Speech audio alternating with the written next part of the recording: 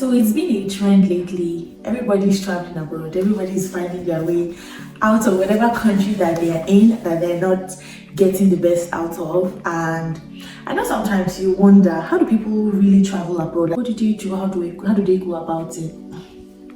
Today, I just want to share with you 4 simple pathways and routes that people use to travel abroad. So in case it's something that you've been meaning to ask anybody, you don't have to worry, okay? I'm going to answer all the questions that you have, okay? And anything that I do not cover, please do well to drop it in the comment section. I am the most responsive YouTuber you would ever find, okay? Now, before I begin, I want to make a very simple analysis for you, okay? A lot of people have this misconception. Before you can travel to Canada, you need to have like 20 million in your account, 30 million in your account. You have to have so much money. Now, I won't say it's a misconception completely because it is very expensive. It is very expensive. There's a big chance that most people who have come here have spent a lot of money or had to show a lot of money, okay? However, the fact that you don't have that kind of money does not exactly limit you. Okay, what it means is that you should be thinking to utilize other routes, which I'm going to share with you today. It's a matter of opportunity cost. If you don't have the money, you should be willing to write an exam. Most times, people who don't want to write exams, they don't want to compromise on anything. They have the money and they just feel like, okay, I want to go to Toronto. I want to live in the busiest cities in Canada. I want to be able to get a good job immediately. I want to do this immediately. I want to do that immediately. And they just buy their way through with their money. However, if you don't have that much money, you should consider other provinces that may be a little colder, may not have as much opportunities, but then you are still in Canada. You are living where you are at. And another thing is, never say never. You may get into those cities and then start to get an opportunity to leave that province to another province. That is one thing I know a lot of people do. That's one. Another thing is, if you don't have much money to buy your way through, you may consider writing the difficult and tedious exams, because some of those exams will allow you to get scholarships, which I'm a big fan of. You can check my video, you can check my channel. I have a video where I talked about how I gained full scholarship in Canada. You can apply for those kind of opportunities, or on another ground, you can write exams that allow you to be nominated into a province that needs people, and then you will just get that opportunity and you don't exactly need to have 20 million. This is something that you want to know more about. Drop it in the comment, okay?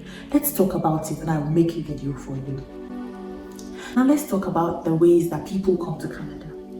The first and most popular route is the study route, which is getting a study visa. Now the study route in Canada is very simple and it's very straightforward. All you have to do is get an admission from a designated learning institution in Canada. So make sure that whatever school you are considering is DLI accredited. I have a video on my channel that you can check out to see. I have the link there, so you check whatever school you're applying to. Emphasis on designated learning institute, because if you get scholarship into another kind of school that is not accredited in Canada, you may not be eligible to get postgraduate work permits, and there's a chance that you may be deported. So there have been lots of, I don't want to talk about it now. I will talk about it in my next video. A lot of things that are happening with admissions now in Canada and how a lot of students are being deported back to their countries. I'll make a video on it and enlighten you more on that. But just hold on to the idea that for every school you think to apply to, ensure it's a designated learning institute in Canada so that you can get postgraduate work permit, most importantly. When you apply to those schools, you get admission and then you apply for your visa. When you arrive in Canada, after your program, if you do a 1-year program, you are eligible to stay in Canada for another 1 year with a postgraduate work permit. And if you do a 2-year course, you are eligible to stay for 3 years with a PGWP. Now, what this does for you is that it gives you the opportunity to gain Canadian experience, which you can then use to apply for permanent residence. Now, before I finish that statement, I'm going to go to the second route. The second route is express entry. So express entry is basically an online system that the Canadian government uses to to get people who get skilled workers who want to migrate to Canada as permanent residents. Now let me give a sort of visual representation of what this is, okay? So look at it like we're all in a well, or we're all in a pool, okay? And in that pool, we all have ladders. And then there's Canada immigration officers round the pool. And then they're looking for the person whose ladder is the highest, or who is able to reach highest to them, and so they'll pull you out. So that the people on top, if they're able to stretch their hand and pull you out, it means you're closer to them, you get. So that ladder signifies your professional experience, that's your job and your work experience, how long you've worked for, and what is your NOC, so what kind of job are you doing, because different jobs or different professions have different scores. So your profession, your educational background, so if you have a BSc, you have a particular score. If you have a master's, if you have a PhD, so the higher you go, the better your score, okay? So there is that, and then there is age. So the younger you are, the better your chances. So what some people do in their family is that they make sure that the youngest, most qualified person applies as the principal applicant, and then other people who are attached to that person. There's a lot to talk about as far as Express Entry is concerned, okay? If you want me to break it down, let me know. I have gone through the process, okay? I'm not just giving you information rough off what I saw or what I researched. I was in that pool and I had my ladder and I was pulled out, okay? So I will share with you the process to getting permanent residence through an Express Entry route. Added to your professional experience, your educational experience, you also have to write the English proficiency exam, which is IELTS. Now again, I have written IELTS and I was lucky enough to ace it on my first trial. So I think I have a couple of tricks under my sleeves that I can share with anybody who's interested. So just drop it in the comments, okay? No, I'm not making any videos that people don't want to watch. So only if you ask me for it will I put it out. Thank you. So all of those things are evaluated, and so if your score meets the cutoff, so as at today, the cutoff I see is 486.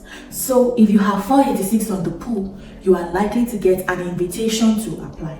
It's a very simple process, however, it takes a lot of time. Okay, that's why I don't shy away from it, and it is a lot of work. Yes, it's a lot of work, but like I said, if you don't have 20 million in your account, Express Entry should not be too bad for you to consider traveling abroad. Do you get me? And if you have a bigger family too, this is the best route for you, because that way everybody can come. However, you need to write exams. I'm sorry, you cannot avoid it. You need to write exams. Now, when you get your invitation to apply, you will be asked to submit certain documents, and if you meet all their criteria and you pass everything, they will congratulate you and be giving you a permanent residence. Okay, so like I said, if you want me to share my experience on how it works step by step, I will walk you through everything up until how I got my invitation to apply. Now brings me back, I want to connect this to the student route. So if you come in as a student, even in Canada, once you are done with your study, remember you get postgraduate work permit. So that postgraduate work permit now allows you to get a job in Canada. And because you have a job in Canada, you have foreign experience, or you have Canadian experience, which can then add to your Express Entry profile, and that triples your score. That sort of, it just shoots your score up, okay? That is the most popular way that students get their permanent residence after school. I do believe that Canada has one of the most clear pathways to getting your papers in Canada. It is one of the, I have visited quite some countries and I have read about a lot of them. I can tell you that Canada has to be like the top of the list when it comes to countries that you can easily get your stay in. I don't think, I stand to be corrected, but I don't think there will be up to like 2 or 3 big major countries right now that beats Canada's process. It's very clear and it's very straightforward, and you don't have to worry about coming here and being and be hiding yourself, because there are pathways for you to not only come, but for you to stay as a legal immigrant in Canada. That being said, the third most popular route that I know people use to come to Canada is the visit visa. So the visitor visa, you are coming as a tourist. You can choose to come to Canada as a tourist coming to visit a family member, just coming for summer break or winter break, you want to see what snow feels like, you have to do is apply for the visa with the proof that you're going to come back to your country. So remember, most of these visas that I have talked about previously, study visa and work visa, most especially work visa, is a temporary visa. So you are saying that you are coming to Canada to come spend say 2, 3, 4, 5, 6 months, and then after your period here, you will go back home. However, a lot of people get this visa when they come over to secure jobs, and so those jobs allow them to convert their visit visas to work visas. Now, that being said, it's not a very easy or straightforward path. I need to put it out there, but people get it. Okay, you just need to know your way around things. I can explore it with you if you want to know more about it. I can make a video on it if you tell me on my comments that you want to know more about it. Okay, I can speak to the people that I know have done it, and maybe they can share their experiences with you and share it step by step on how you can also do the same. So yes, the visit visa is another route. Now the fourth route I want to talk about is provincial nominee. Provincial nominee. The provincial nominee process works almost exactly as the express entry process. The only difference is that, unlike express entry, provincial nomination focuses on one province. Express entry focuses on federal. So if you get a permanent resident from the federal skilled worker forum, you are a permanent resident and you can travel within any province in Canada. You can live in Saskatchewan today, and then tomorrow you move to Toronto or you move to Alberta. You are free. However, when you get the provincial nominee, you can only stay in that province for a specified period of time. Now, how does it work? The exact same thing. There are some provinces that say that they need bakers, they need tailors. Yes, I saw a time when someone spoke about how she got provincial nominee in Saskatchewan because she was a tailor. So they needed fashion designers, they needed seamstress. So a lot of people in my last video were saying, honey, so no hope for me as a tailor. No, there's hope for you. Don't say that. I don't mean there's no hope. I'm just saying that your skill may not be the biggest to make money out of. However, there are still chances for you. Okay, I will drop the link where you can find most of these provincial nominations on this video, so you can go check them out. And you need to keep following them up over and over again, because some provinces just release and say, oh, they need people who work in tech and they're willing to give you a job and you will come as a permanent resident. Some provinces will say, oh, they need accountants. Some people will say they need bakers. So provincial nominee is the same thing as express entry. However, it is just some provinces needing some people to apply if they meet the criteria. Now, this is a very faint way of explaining these things. They are deeper than I have spoken about them. However, I don't want the video to be too long. So what I am going to do is, in subsequent videos, I'm going to break them out one after the other. And I'm going to answer the questions that you put on this video for me. So whatever you want me to talk about, just let me know on the comment section, and I will talk about it fully. Okay, so now the last pathway I want to talk about is called it's a Canadian work visa pathway. It's called LMIA. So LMIA stands for Labor Market Impact Assessment. So the way it works is, you have an employer here in Canada, someone who's willing to give you a job. And so if you get that job, the employer is to submit an LMIA request to the Canadian government here. There's a body for it.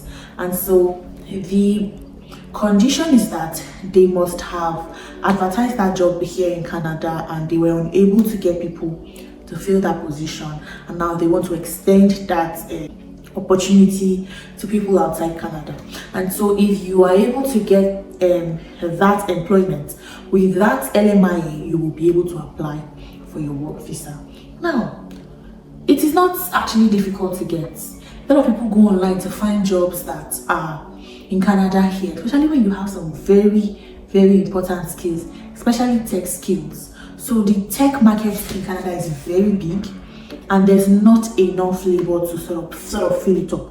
So a lot of people are springing up, a lot of tech people are springing up now, but there's not so much people who have that much experience. So usually a lot of people have the opportunity to get jobs from their country and use an LMIA to come over. Okay, so although some people also have people who own companies here or own businesses, and then all that they do is sort of apply for LMIA for them, and then they use that LMIA to get a work visa to come to Canada. So that is another route that people use. I cannot flesh out the LMIA process in just 2 minutes. It's something that I would have to talk about at length. So if it's something that you're interested in, let me know and I'll make a full video on it. I'll most likely get someone who I know who has done it, and then they will come share their experience with us. Okay.